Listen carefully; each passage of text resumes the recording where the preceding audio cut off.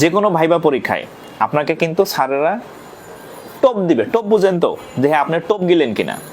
আপনি প্রাইমারিতে ভাইবা দিতে গেছেন, ধরেন আপনি কোনো একটা পাবলিক বিশ্ববিদ্যালয়ে পড়ছেন বা আপনি ন্যাশনাল থেকে পড়ছেন, এনি হোয়ার, ফ্রম এনি হোয়ার, আপনারা কি বলবো জানেন?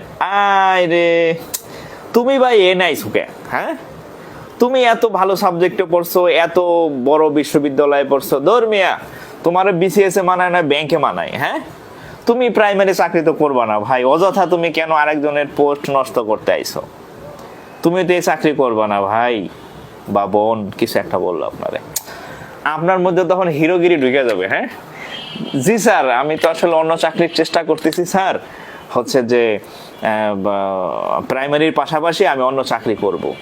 এই কথা যদি একবার মুখ ফুসকে বাইরে আপনার, তাহলে আপনার চাকরি হইতো না।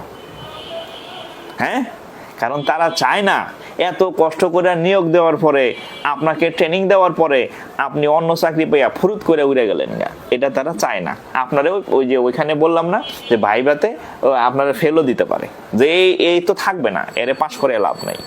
হ্যাঁ, এই কাজ করা যাবে না, ওই পামে ফোলা যাবে না, আপনারা ইচ্ছা করে ফুলানোর জন্য পাম দিব।